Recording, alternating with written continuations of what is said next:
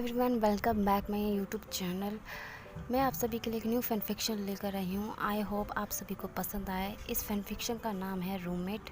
इसकी story line कुछ ऐसी है कि विंग और लैंगसन एक दूसरे से बहुत ज़्यादा प्यार करते हैं। फिर एक दिन विंग को पता चलता है कि वो लैंगसन के बेबी से प्रेग्नेंट है और ये बात वो लैंगसन को बता पाता। उसे पता चलता है कि लैंगसन की शादी हो चुकी है और वो जल्द ही पिता बनने वाला है। लैंगसन के पिता बनने की खुशी में पूरे लैंड सेट में त्यौहार बनाया जा रहा है। इतना सब कुछ होने के बाद भी विंग को यही यकीन था कि लैंगसन उसके पास ज़रूर आएगा और वो उसे उसके बेबी को अपनाएगा। उसका यकीन तब टूटता है जब उसके पिता उसकी शादी जियांग चैन से ज़बरदस्ती करा देते हैं। शादी के वक्त भी विंग बस मेन डोर की तरफ देखता रह जाता है कि लैंगसन आएगा, पर लैंगसन नहीं आता और पूरे रिचुअल के साथ उन दोनों की शादी हो जाती है। कहा जाता है कि जब वैन रूहान ने कल्टीवेटर वर्ल्ड में तबाही मचा रखी थी, तब 3 क्लैन लीडर्स मिलकर अपनी आपसी दुश्मनी को भुलाकर वैन रूहान के खिलाफ एक जंग छेड़ते हैं। उस जंग में वैन रूहान हार जाता है और उसकी वहीं मौत हो जाती है। वैन रूहान के मरने के बाद कल्टीवेटर वर्ल्ड में चारों तरफ शांति हो जाती है। पूरे कल्टीवेटर वर्ल्ड में ये 3 महाशक्तिशाली लीडर्स हैं। पहला क्लैन है लैन क्लैन, जो अपनी तलवारबाजी और अपनी हर्बल्स के लिए दूर दूर तक मशहूर है। दूसरा है जिंग क्लैन। वैन क्लैन के बाद जिंग क्लैन ही बहुत ही पैसे वाला क्लैन है।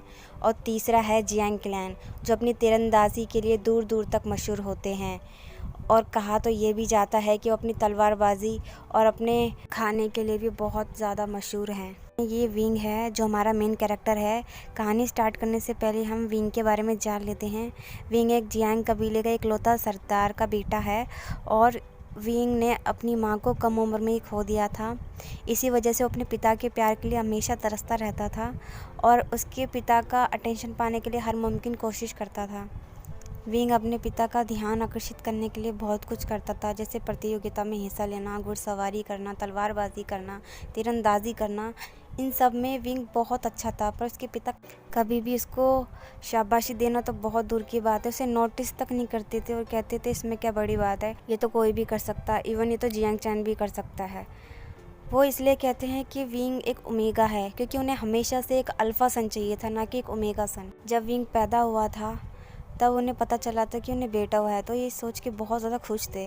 पर जब उन्हें पता चला कि वो एक ओमेगा है तो उन्हें बहुत ज़्यादा बुरा लगा था। और साथ ही उन्हें ये भी पता चला था उनकी वाइफ की हालत बहुत ज़्यादा ख़राब है और जब उनकी वाइफ एक्सपायर हुई तो वो पूरी तरह से टूट चुके थे। और उस चीज़ का सारा दोष विंग पे डाल देते हैं क्योंकि उन्हें लगता है कि अगर विंग पैदा ही ना हुआ होता तो शायद उनकी वाइफ अभी ज़िंदा होती और उसके साथ होती।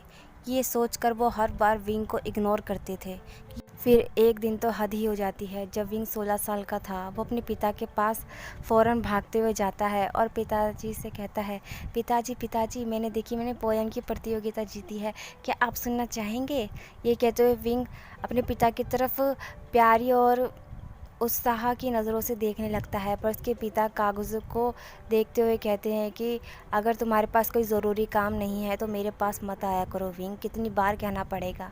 ये कहते हुए वो कोल्ड फेस दिखाते हुए विंग को घूरने लगते हैं। विंग कहता है कि पिताजी वो मैं आपसे कुछ कहना चाहता था। तभी उसके पिताजी उससे कहते हैं कि क्या कोई ज़रूरी काम है तभी मुझे बताना, ये कोई फालतू की चीज़ों के लिए मेरे पास मत आया करो। ये कहते हुए विंग के पिता दोबारा कागज़ों को देखने लगते हैं। विंग ये देख के समझ जाता है कि वो चाहे कुछ भी कर ले, उसके पिता उस पर कभी भी ध्यान नहीं देंगे और ना ही उससे कभी प्यार करेंगे।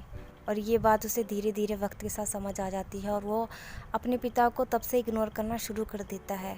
वो हर बार वही चीज़ें करता है जिस चीज़ के लिए उसके पिता उसको बहुत ज़्यादा डांटते थे। अब विंग वही चीज़ें करता था जिससे उसके पिता या तो नाराज़ होते थे या तो उसे पनिश करते थे, पर फिर भी विंग वही चीज़ें करता था और वो इस चीज़ की कोई परवाह नहीं करता था। भले उसके पिता उसे कितनी बार ही पनिश करते थे, पर इस सब से विंग पे कोई असर नहीं होता था। उल्टा वो और ज़्यादा शरारतें करता था और इन शरारतों में उल्टा उसके 2 दोस्त और ज़्यादा साथ देते थे, निहू सेंग और जियांग चैन। जियांग चैन विंग के पिता के दोस्त का बेटा है और निहू सेंग एक क्लैन लीडर का सन है जो एक ओमेगा है। और जियांग चैन एक अल्फा है। नीहू सेंग और जियांग चैन और विंग ये तीनों ही हर शरारतों में एक दूसरे के भागीदारी होते थे, पर जब भी शरारत करने के बाद सज़ा की बारी आती थी, ये दोनों ही ओमेगास भाग जाते थे और बेचारे जियांग चैन को फंसा देते थे। जियांग चैन विंग के पिता का दोस्त का बेटा है, इस वजह से उसे ज़्यादा शरारत करने पर भी उसे ज़्यादा डांट या उसे सज़ा नहीं मिलती थी, क्योंकि जियांग चैन विंग के पिता का फेवरेट सन है एक तरह से, क्योंकि जियांग चैन के फादर अब नहीं रहे और ना ही उसकी मदर है। इस वजह से जियांग चैन विंग के साथ ही रहता है।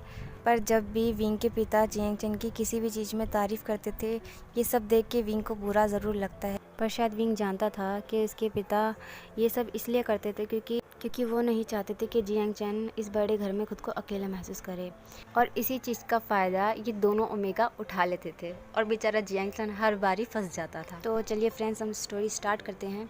तो हम स्टोरी की स्टार्टिंग में देखते हैं, हम विंग के पिताजी को देखते हैं जो हमेशा की तरह ही अपने क्लैन लीडर्स के कामों को देख रहे होते हैं। तभी उनके पास एक भागता हुआ डिसिपल आता है। देख के विंग के पिताजी रुक जाते हैं और डिसिपल से कहते हैं कि क्या बात है, तुम इस तरह से भाग क्यों रहे हो। तभी डिसिपल कहता है विंग मास्टर घर छोड़ के चले गए हैं। ये कहते हुए डिसिपल बहुत ज़्यादा घबरा रहा होता है और वो जियांग फैनमैन की तरफ देखने लगता है।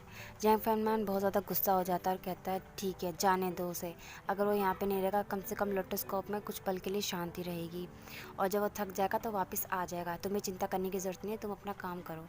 ये कहते हुए डिसिपल को वो वापस अपने काम पे भेज देता है और जियांग फैनमैन अपना काम करते हुए कहता है कि विंग तुम कहीं भी चले जाओ, तुम्हारी शादी वहीं होगी जहाँ मैं चाहूँगा। ये कहते हुए वो अपना काम दोबारा करने लग जाते हैं। इधर विंग लोटोस्कोप से भागकर सीआई टाउन में आ जाता है। फिर विंग कहता है अच्छा वो मैं वहाँ से भागने में कामयाब हो गया, अब मैं यहाँ पर आ गया हूँ तो ज़्यादा से ज़्यादा समय लड़कियों के साथ बिताऊंगा। ये कहते हुए विंग आगे चलने लगता है। पास में एक लड़का वहाँ से गुजर रहा होता है जिसने वाइट रंग के रोब्स और फोरहेड रिबन पहना होता है। विंग की ऐसी बातें सुनकर वो लड़का गुस्से में आ जाता है और वहाँ से चला जाता है। विंग आगे जाके एक लड़की से टकरा जाता है। वो लड़की गिरने ही वाली होती है पर विंग उसे पकड़ लेता है। वो लड़की विंग का मनी पाउच चुरा लेती है और विंग से माफ़ी मांगते हुए वहाँ से जाने लगती है। विंग अचानक से उसका हाथ पकड़ लेता है। ये देख के वो लड़की डर जाती है और कहती है कि मुझे जाने दो। वो कहता है जाने से पहले मेरा पर्स मुझे वापस करो।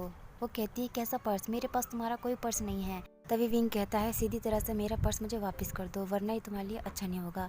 तभी वो लड़की कहती है देखते हैं किसके लिए अच्छा होता है और किसके लिए नहीं। तभी वो लड़की चिल्लाने लगती कहती है कि चोर चोर चोर, क्या कोई है, मेरी मदद करो। सुनने के बाद विंग डर जाता है और उसकी हाथ की पकड़ ढीली हो जाती है, जिस चीज़ का फ़ायदा उठा के वो लड़की वहाँ से भागने की कोशिश करने लगती है। तभी विंग उसका पीछा करने लगता है। विंग उस लड़की को पकड़ पाता उससे पहले पीछे से कोई आ जाता है और विंग के दोनों हाथों को पकड़ते हुए उसे ज़मीन पर पुश कर देता है, जिससे विंग हिल नहीं पाता और उस लड़की को मौका मिल जाता है और देखते देखते वो लड़की वहाँ से भाग जाती है। ये देख के विंग को बहुत गुस्सा आता है और वो पलटता है और सीधे उस पर्सन को नीचे ज़मीन पे पुश कर देता है और उससे कहता है ये तुमने क्या किया।